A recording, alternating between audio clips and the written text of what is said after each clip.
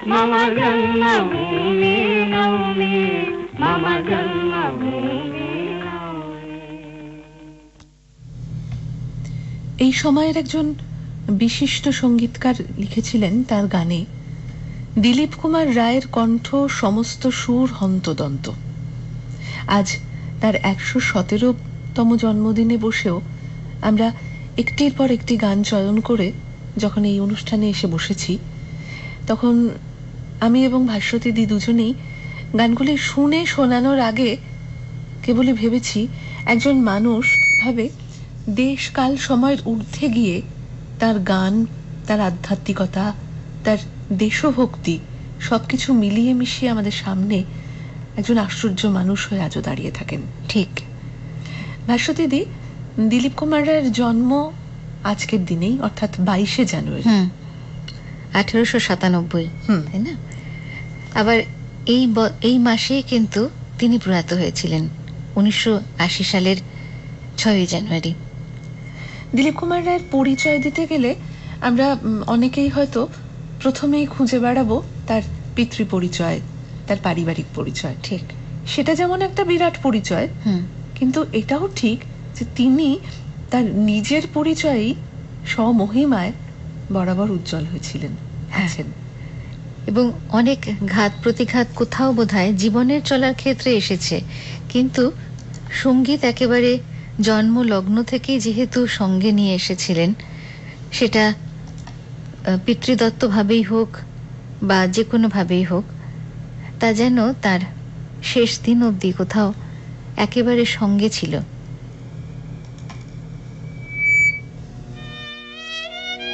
Theatre রোডে এসে আমার জীবনের ছন্দ একেবারে বদলে গেল। পিতৃদেবের সুরধামে আমাকে ঘিরে ছিল সাহিত্য, সঙ্গীত ও ধর্মের আবহাওয়া। থিয়েটার রোডের প্রাসাদোপম বিলাস নিলয়ে আমার চারদিকে শুধু উপকরণের অজস্রতা, ঐশ্বর্যের ঝঙ্কার, সংসারিয়ানার ঘর ঘর। আমার ঘরটিতে একটি পরমহংসদেবের ছবির সামনে রোজ ধ্যান করতাম বটে, কিন্তু ২-৪ মাসের মধ্যেই দেখি মন আর তেমন ধ্যানে বসছে না। থেকে থেকে চোখের জলে নিবেদন জানাই, ঠাকুর দেখো, তোমার প্রার্থনা যেন না ভুলি। মন যদি দুর্বল হয় তুমি জোর দিও।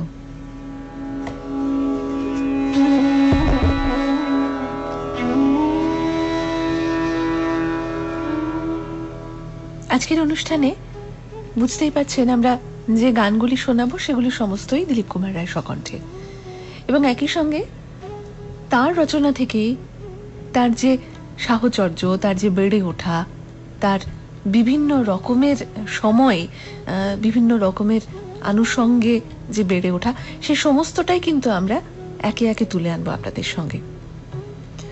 দ্বিজেন্দ্রলাল রায়ের পুত্র তিনি, যদিও অত্যন্ত অল্প বয়সে পিতৃহীন হন দিলীপ কুমার রায়, মাত্র ১৬ বছর বয়সে। মাত্র ১৬ বছর বয়সে। কিন্তু দ্বিজেন্দ্রলাল তার শিশুপুত্রকে উদ্দেশ্য করে জীবন পথে নবীন পান্থ বলে একটি কবিতা রচনা করেছিলেন মন্ত্র কাব্যে। তিনি লিখেছিলেন, আমি সব প্রকোষ্ঠে বসি একা, দূরে করি শুষ্ক কার্য নিবিষ্ট চিত্তে, তুই এসে সব দিশ ভেঙে চুরে ও মনোমোহন মধুর নৃত্যে, ফেলি উল্টিয়া মসি পাত্র, সুখে লেখনীটি ভাঙি ধরিয়া দন্তে, হাতে মসি মাখি মুখে পড়িয়া ছিঁড়িয়া কাগজ গ্রন্থে, উলটি পালটি সাপটিয়া রসে ফেলিয়া ছুড়িয়া তুই নৃশংস, ব্যস্ত হয়ে ডাকি জননীরে তোর, দেখো এসে মোর স্বর্গের সূত্র। কি স্নেহে দিয়ে একজন অত বিখ্যাত পিতা, তিনি এত অসাধারণ গান লিখছেন, নিজের কর্মক্ষেত্রে একেবারে প্রতিষ্ঠার উচ্চ শিখরে। এই কবিতা পড়লে পরে মনে হয় কোথাও একটা সার্থকতা, পিতা পুত্রের মধ্যে কোথাও বন্ধন, এবং সেখানে যেন সে যেমন মণিকে ঠিক মতো করে চিনে নেয়, বোধহয় সেই বাল্যকালেই চিনে নিয়েছিলেন কোন জায়গা থেকে কোথাও সন্তানের যে কোথাও একটা অসাধারণত্ব এসে দাঁড়াচ্ছে, সেই জায়গাটা। আবার দেখো, যেটা আমরা একেবারে গোড়ার দিকে যেটা বলছিলাম ওনার স্মৃতিচারণ থেকে, 16 বছর বয়সে পিতার মৃত্যু হলে পরে কিন্তু যেখানে যার কথা বলছিলেন, যে জায়গার কথা, থিয়েটার রোডের বাড়ি, মাতামহের বাড়ি, এবং আমরা তার জীবনীকার যারা, তাদের রচনা থেকেও জানা যায় এবং দিলীপ কুমার রায়ের নিজের স্মৃতিচারণ থেকেও জানা যায় ধনী মাতামহের ঘরে গিয়ে পৌঁছচ্ছেন। সেখানে বিলাসবহুল জায়গা, এবং সেখানে কোথাও তার মনে হচ্ছে যে যে জায়গাতে তিনি দীর্ঘদিন ধরে অভ্যস্ত, সেই যে তার পিতার সঙ্গে থেকে যেখানে সঙ্গীত চর্চা, ধর্মচর্চা, সাহিত্য চর্চা করেছেন, সেখান থেকে আরেকটা পরিবেশে আসা। তবে আমরা যে একটু আগে যে অনুষ্ঠান শুরুর আগে নিজেরা যে গল্প করছিলাম, তাতে শ্যামলী আমরা নিজেরাই দেখছিলাম যে সেখানেও কিন্তু কোথাও না কোথাও গানের পরিবেশ তৈরি করেছিলেন। তবে সেই গল্পে আমরা পরে আসবো। অবশ্যই অবশ্যই তার বেড়ে ওঠার মধ্যে গান এবং আধ্যাত্মিকতা, ধর্মীয় চেতনা একদম ওতপ্রোতভাবে জড়িত ছিল। পিতা প্রতিভাবান হলে যেরকম হয়, হ্যাঁ, তার পক্ষে বুঝে নেওয়া সম্ভব যে পুত্রের ভবিষ্যৎ কিরকম হবে। ঠিক। আমরা যে সময়টায় দাঁড়িয়ে আছি ভাস্বতীদি, হ্যাঁ, মানে আমাদের এই সময় নয়, মানে দিলীপ কুমার রায় এবং তার ছেলেবেলার যে সময়টাকে আমরা ধরছি, ভালো করে ভেবে দেখো কত উজ্জ্বল জ্যোতিষ্ক তখন চারপাশে। হ্যাঁ, অতুল প্রসাদ সেন দিলীপ কুমার রায়ের কে মানে অত্যন্ত স্নেহ করতেন। তিনি বলেছিলেন, জানো দিলীপ, সে সময় আমি তোমার বাবার সঙ্গে তার হাসির গানে দোহার দিতাম। অর্থাৎ ডিএল রায়ের গানের সঙ্গে অতুল প্রসাদ সেনের একটা দোহার দেওয়ার স্মৃতিচারণ করছেন। তুমি একবার ছবিটা কল্পনা করো, সেই জন্যই অসাধারণ গুণী মানুষ বসেছেন। কি অপূর্ব যে লাগতো তার মুখে তার স্বরচিত গান শুনতে। অতুল প্রসাদ সেই প্রসঙ্গে একদিনের ঘটনা শোনাচ্ছেন। দিলীপ কুমার তখন 4-5 বছর বয়সের শিশু। অতুল প্রসাদ এসেছেন দ্বিজেন্দ্রলাল রায়ের কাছে। তো দ্বিজেন্দ্রলাল যেরকম হন, মানে একজন মানুষ তো তার ব্যক্তি সত্তার পাশাপাশি তার পিতৃসত্তাকে অস্বীকার করতে পারে না। পুত্রকে সামনে বসিয়ে রেখে গান গাইতে লাগলেন, আর শিশু দিলীপ কুমার সুন্দরভাবে দোহার দিতে লাগলেন। তো দ্বিজেন্দ্রলাল হেসে সগর্বে বললেন, কি বলো অতুল, আমার স্বর্গের সূত্রটি গাইয়ে হবে বলেই ভয় দেখাচ্ছে যেন, তাই না? কি চমৎকার ভাবে।